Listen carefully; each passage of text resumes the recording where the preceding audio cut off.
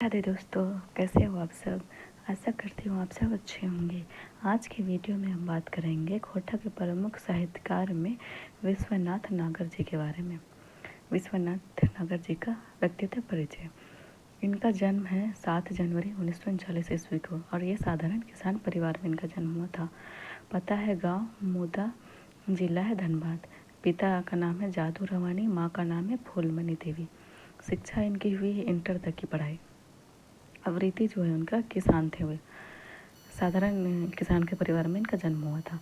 साहित्यिक प्रवृत्ति है छायावादी, आत्मनिष्ठ भाव अभिव्यक्ति इत्यादि।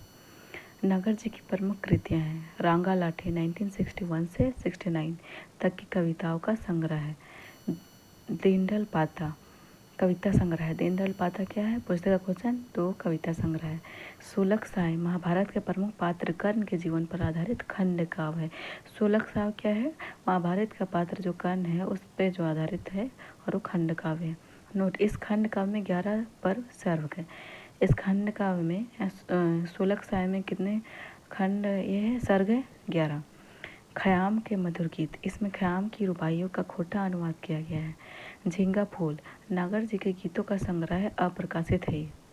झींगा फूल क्या है? गीतों का संग्रह है। पत्र पत्रिकाओं में लेख, नागर जी के लेख समय समय पर भिन्न भिन्न पत्र पत्रिकाओं में छपते रहे। धनबाद से प्रकाशित होने वाली पत्रिका दैनिक आवाज़, इनके कुछ प्रमुख लेख छपे जो निम्नलिखित हैं। दक्षिणी बिहार के लोक भाषा खोटा 7 जून 1922 को छपा। छोटा नागपुर के घर आंगप की बोली खोटा 8 से 15 नवंबर 1909 को छपा। खोटा भाषा के ऊपर हिंदी भाषा में लिखी गई इनकी एक पुस्तक है खोटा भाषा का लोक साहित्य, एक विवेचन। खोटा भाषा कहीं ऊपर है लेकिन वो हिंदी भाषा में लिखा गया है।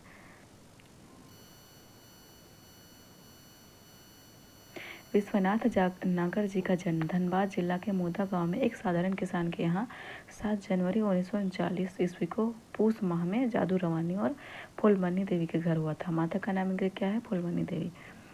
इनकी पढ़ाई लिखाई बहुत अधिक तो नहीं हो पाई मगर इंटर तक की पढ़ाई इन्होंने की। विश्वनाथ नागर जी की पढ़ाई इंटर तक हुई है। वह समय था जब 1960 के आसपास का धनबाद क्षेत्र से इनकी भाषा संस्कृति को बचाने और आगे बढ़ाने हेतु कुछ भाषा संस्कृति प्रेमी आगे आए, इनके केंद्र में थे श्रीनिवास पानोरी और इर्द गिर्द थे विश्वनाथ दासुंदी, नारायण महतो, नरेश नीलकमल और हमारे विश्वनाथ नागर जी। इन सबों ने मिलकर 1957 ईस्वी में लोक सेवा संघ और खोटा साहित्य समिति बनाया। लोक सेवा संघ और खोटा साहित्य समिति कब बना? 1957 में। और विश्वनाथ दसोंदी, नारायण महतो, नरेश नीलकमल और विश्वनाथ नागर जी ये सब मिलकर बनाए थे। 1957 ईस्वी में ही आकाशवाणी राज्य की स्थापना हुई। आकाशवाणी राज्य की स्थापना कब हुई? 1957 ईस्वी में। इन सबों की जिसमें हमारे नागर जी भी थे रचनाएं आकाशवाणी से ही प्रसारित होने लगी। विश्वनाथ नागर जी को श्रीनिवास पानोरी जी ने खोटा साहित्य समिति का सचिव नियुक्त किया था। खोटा साहित्य समिति का सचिव नियुक्त विश्वनाथ नागर जी को किसने किया था? श्रीनिवास पानोरी जी ने। नागर जी स्वभाव से बड़े सीधे साधे थे। रांगा लाठी में प्रकाशित अपनी एक कविता भादर मास साक्षी में इन्होंने अपने विषय में लिखा है कि छल पेच जानी नाई, मतलब छल और पेच हम नहीं जानते हैं। सीधा सपाट जो मानुष रहता है वो छल पेच को नहीं जानता है। जही दिन उड़ी रात संगे तीर धनुष बोली हमार सहज सुंदर लेबे सहजे बाछी, मतलब बोली जो है उनका सहज और सुंदर है। गीते फुटे मुक्त कंठे भादर मास साक्षी। यदि नागर जी के विद्यार्थी जीवन की रचनाओं को छोड़ दिया जाए तो पूरे जोर शोर से इनकी रचनाओं का आरंभ हम 1961 में मान सकते हैं, जो अभी तक जारी है। इनका काल कब से मान सकते हैं? इनकी रचनाओं का आरंभ 1961 से नागर जी का। नागर जी की कृतियों का सार रांगा लाठी ये इनकी पहली कविता संग्रह है जिसमें 196 से 69 ईस्वी तक चली, 1996 से 69 तक रची गई कविता को संग्रह है। थोड़ा मिसप्रिंट है इसमें 1996, देख लेते हैं।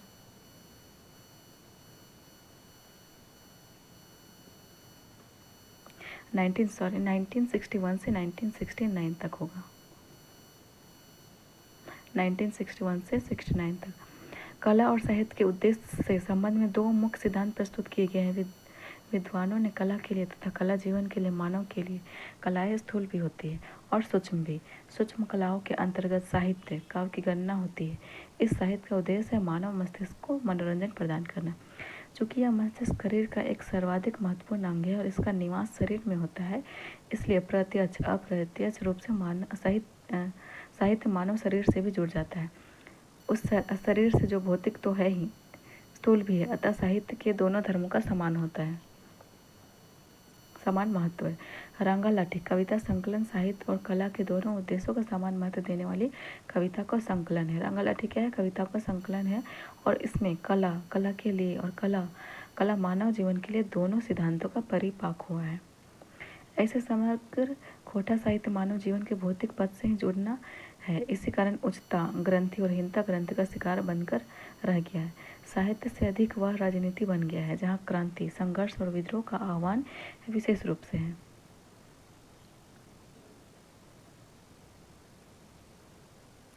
इसमें इस कविता में के बारे में बताया जा रहा है कि साहित्य से अधिक यह राजनीति बन गया है, जहाँ क्रांति, संघर्ष और विद्रोह का आह्वान विशेष रूप से है।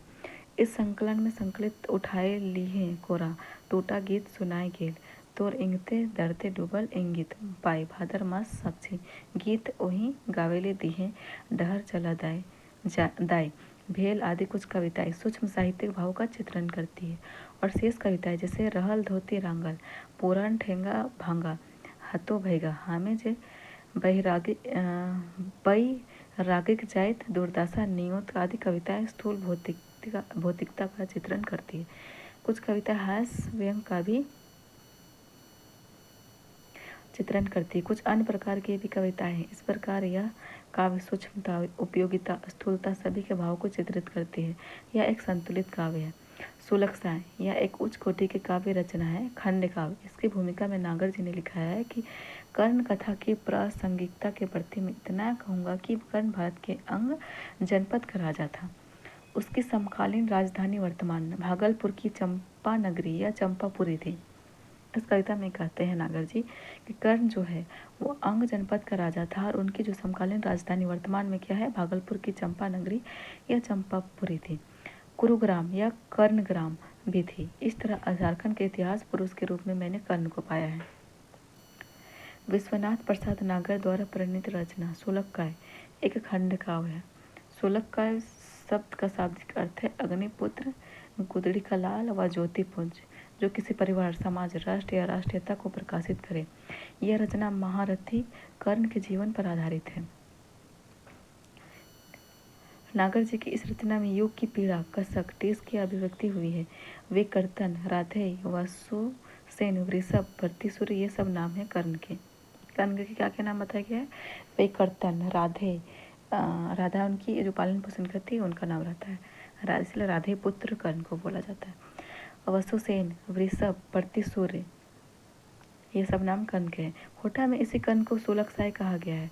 सोलकसाय जननायक था, वह प्रजा जनों का हित साधक था, क्योंकि वह अंग जनपद का प्रतिनिधि था और वह दानी था, वर्ती था, भीष्म प्रतिज्ञ था, पुण्य के रथ की सवारी करने वाला था, वह महाबली था, वह महान धनुर्धर था, किंतु समाज की उपेक्षा का शिकार था। अधिरथ के घर पर पाले पोसे जाने के कारण उसे पुत्र कहा गया। कुंती के गर्भ से उत्पन्न सूर्य पुत्र कर्ण जीवन पर्यंत उपेक्षा एवं तिरस्कार का दंश झेलता रहा।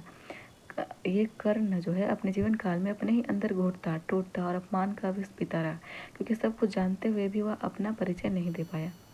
सुलक्षाय खंड काव्य में उसी उपेक्षित, तिरस्कृत, उद्भासल और उच्चिष्ट कर्ण के नायक बनाया गया है। उस नायक में प्रासंगिकता लाई गई है। द्वापर के और महाभारत के कर्ण को आधुनिक जीवन की विसंगतियों के प्रतीक के रूप में चित्रित किया गया है। कलानुरूप सामाजिक भेदभाव का प्रतीक होने के कारण कर्ण प्रासंगिक बन गया है। रश्मि रथी का कर्ण और सोलकसाय का कर्ण एक जैसा है। कर्ण के तेज से मुग्ध होकर परशुराम कहते हैं कि हमें भीतर से गदराई गेलो रे, आयज तोरा देह के आपन घरे, मन हमर कते निर्मल शीतल भेल, घुर फागुन थपकबे है करे करे। मतलब कर्ण को देखकर परशुराम ये कहते हैं कि उस कर्ण को देख के परशुराम जो गदगद हो जाते हैं अपने घर में देखकर। तोय के रे पूत कहाँ चांद कैर, लालचे देही देख के ई पहले कहाँ। तोर अंग अंग दमके धमके, हले अथे दिन घेर नुकल कहाँ। देही ऐसन छरहरा सोटाल, सो कोसे अकोझन दिखाई नाय। कोनो राजकुले कहाँ पूत ऐसन, कि घूर पैठली पूत गंगा माय। परशुराम कहते हैं कि अभी तक कहाँ छुपे हुए थे, इतना सुंदर शरीर हट्टा कट्टा, इतना दिन मतलब कहाँ नुकाए थे, मतलब कहाँ छुपे हुए थे। ठीक इसी के विपरीत द्रोणाचार्य ईर्ष्यावश उस तेजयुक्त कर्ण को अज्ञात कुलशील के आधार पर अपमानित करते हैं। द्रोणाचार्य जो है वो कर्ण को अपमानित करते हैं और बोलते हैं कि धनुक बाण तोरा की सौंप दो। मतलब उनका मानना था कि धनुष बाण जो चलाने का काम है राजा महाराजा के बेटे ही कर सकते हैं, सूत पुत्र नहीं कर सकता है। तो ये पहले सूत पुत्र ये बोल रहे हैं कि तुम तो सूत पुत्र हो, तुम्हारा ये काम नहीं है, तुम पे ये शोभा नहीं देता है। तोर हाथे खुदायर गई गाय, तेरे तेरे हाथ में सिर्फ, तुम्हारे हाथ में सिर्फ ये कुदाली जो होता है कोड़ने वाला वो शोभा देता है, ये धनुष बाण शोभा नहीं देता है। हार फार के कुल सब कपूत, मतलब हल चलाने वाला बोल रहे हैं कि तुम्हारे पे हल चलाने और कुदाली ये सभी शोभा देता है। जो जो करण तो एक घरल घर, मतलब बोल रहे हैं जाओ जाओ तुम घर चले जाओ। तो खेत जहाँ हो दुख किता, गाँव घर एक संगति साथी हित कुटुंब माता पिता, मतलब तुम वहीं पे चले जाओ जहाँ तुम्हारे माता पिता है, गांव घर है, खेत बाड़ी है, वहाँ पे और तुम अपना खेती बाड़ी करो। तुम पे ये शोभा नहीं देता कि तुम धनुष बाण चलाओ। खयान की मधुर रुबाइयों को नागर जी ने खोरठा में अनुवाद करने का काम किया है। यह एकांत भाव का मधुर गीत है। झींगा फूल नागर जी का गीत संग्रह है। झींगा फूल कैसा है? नागर जी का गीत संग्रह है।